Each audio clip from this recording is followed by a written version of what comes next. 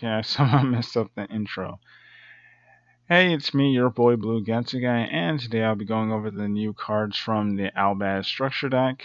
And I didn't do a video on them before, so hopefully, if I remember, I'll actually try to put that into this video as well. Anyways, let's get started. First, technically not first, because there were other cards revealed, we have Branded Blade. And its first effect reads, banish any number of branded spell traps from your graveyard. Special summon that many Ice Blade tokens, Dragon Dark level 8, 2500 attack, and 2000 defense.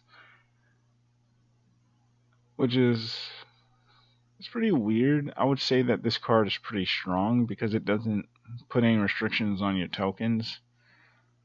And on top of that, you can get a lot of branded cards into the graveyard really fast with Albaz, but I mean, it remains to be seen. Second effect, you can banish this card from your graveyard, then target one of your banished Fallen of Albaz or monsters that specifically list that card in their text, add it to your hand. Pretty powerful. That's pretty powerful. Anyways, next we have Branded Condemnation, and it's a counter trap, and its first effect reads, when a spell / trap card or monster effect is activated that includes an effect that special summons some monsters, return a fusion monsters that lists Fallen of Albaz as material to the extra deck. One you control or two in your graveyard. And if you do, negate the activation. And if you do that, destroy that card. Second effect reads, you can banish this card from your graveyard and target one branded spell trap in your graveyard except branded condemnation, add it to your hand. Recursion is always nice, so whatever. Next, for the fusion monster, we have Mirror Jade, the Ice Blade Dragon, and it's a level 8 Dark Worm fusion effect monster with 3000 attack and 2500 defense. And its material requires one Fallen of Albaz and one fusion, Synchro Exceeds, or Link monster. So you could only imagine how busted this card is, since its fusion requirement is just that easy to fulfill, especially when you consider Albaz's effect in the first place. You can only control one Mirror Jade, the Ice Blade Dragon. That doesn't really matter all that much. Second effect, once per turn, quick effect, you can send one fusion monster that lists Fallen of Albaz as material from your extra deck to the graveyard.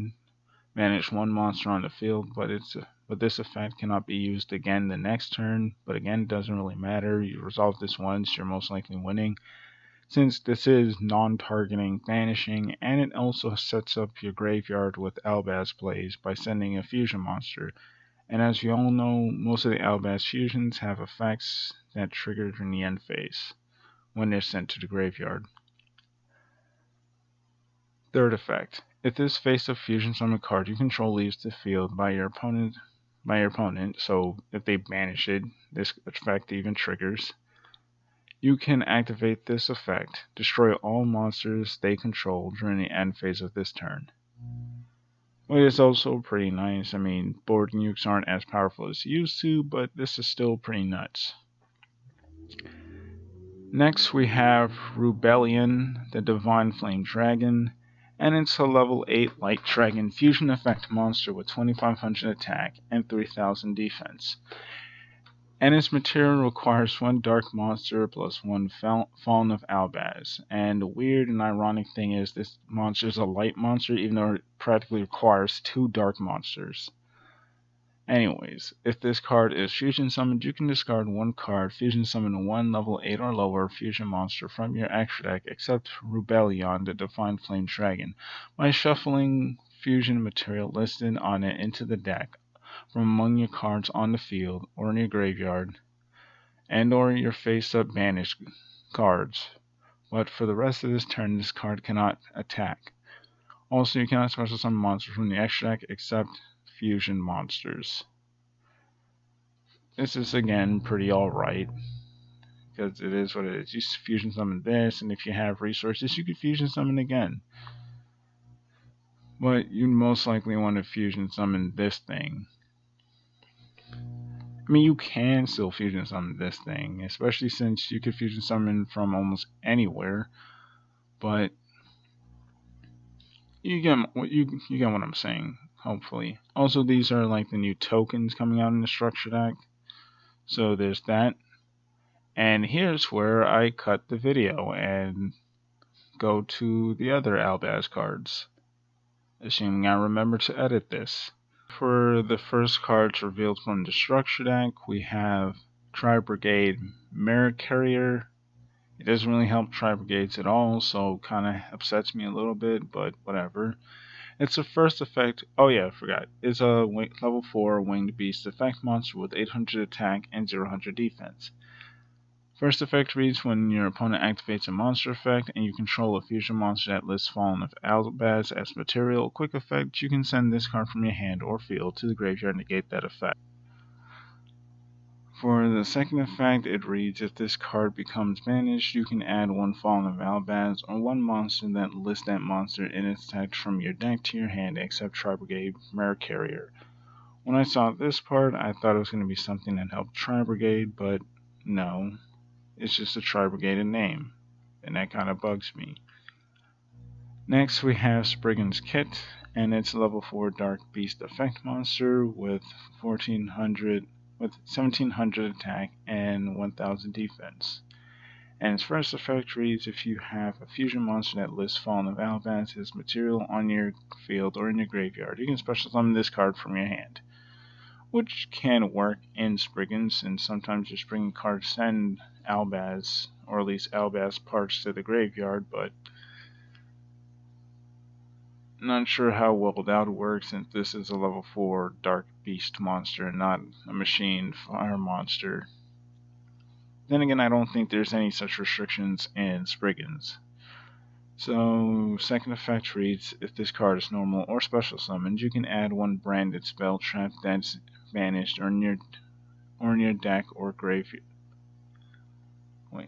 That is banished or in your deck or graveyard to your hand. Then place one card from your hand on the bottom of the deck, basically copying her sister's effect.